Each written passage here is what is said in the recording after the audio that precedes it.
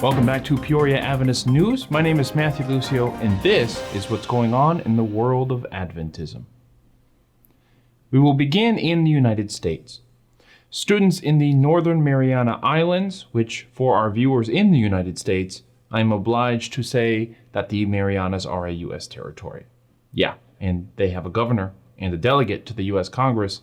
Anyways, they recently participated in a Model UN exercise that involved preparing for a zombie apocalypse, according to the Saipan Tribune.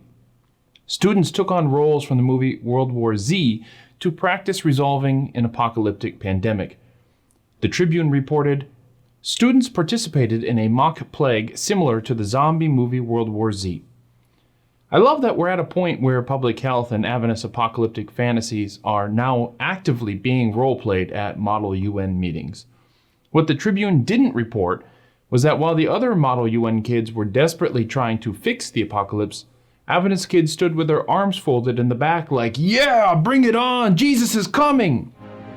After a winter storm knocked out power throughout much of Texas, the Oakwood University Church donated close to 100,000 bottles of water and clothing to Houston residents. Pastor Carlton Bird said that the need was dire. James Swan from the nonprofit We Care Alabama, who partnered with the Oakwood University Church, said, "Those are our families. That's our friends. It's not about status or income or color. At this point, they just need water." And it turns out that one of the oldest Seventh-day Adventist colleges finally has a buyer. Founded in 1882, Atlantic Union College closed in 2018 due to financial difficulties after operating for nearly 140 years. Officials offered the campus to Washington Adventist University and then to a Hong Kong-based education company, but these talks fell through. Neither the church nor the realtor has revealed the buyer's identity until the sale is expected to close sometime this fall. So it's anyone's guess who will be operating the campus. But if I had to guess, it's probably the Jesuits, and I look forward to watching the Adventist YouTube videos about this one. Over 500 donors gave nearly $1 million to Andrews University's President's Student Scholarship Fund to help students pay for tuition. Students are eligible to receive between $500 and $2,000 from the fund each semester. Those 460 students who are eligible have been very grateful for the lunch money. Seriously.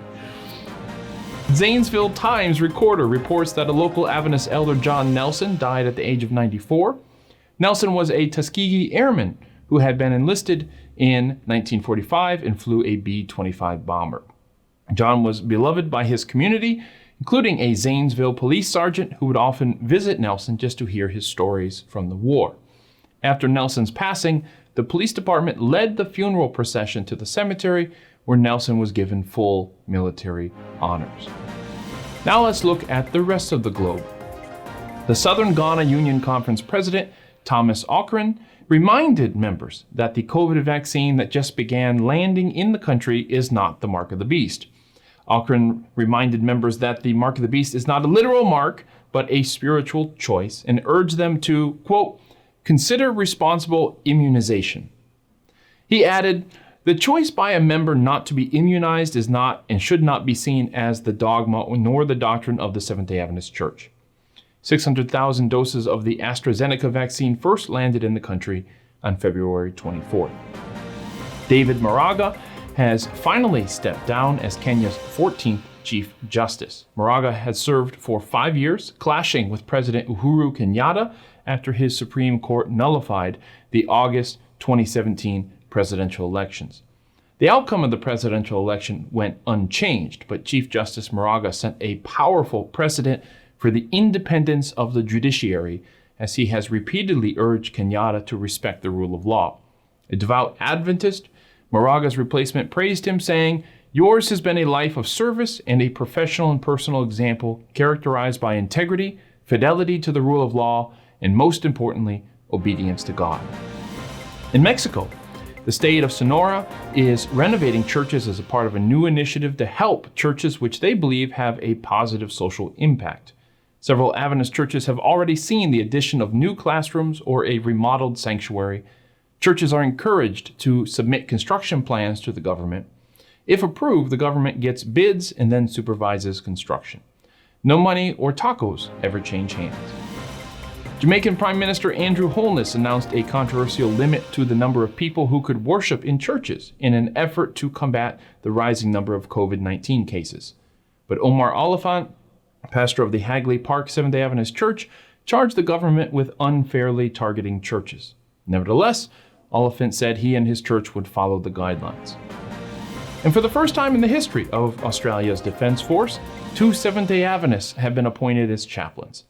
Both chaplains appreciate the honor and the responsibility of serving with those in uniform.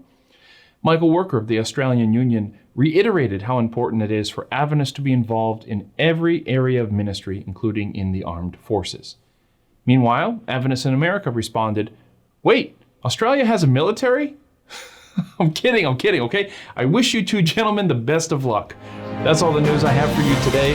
Remember that the gospel is the good news. Thanks for watching.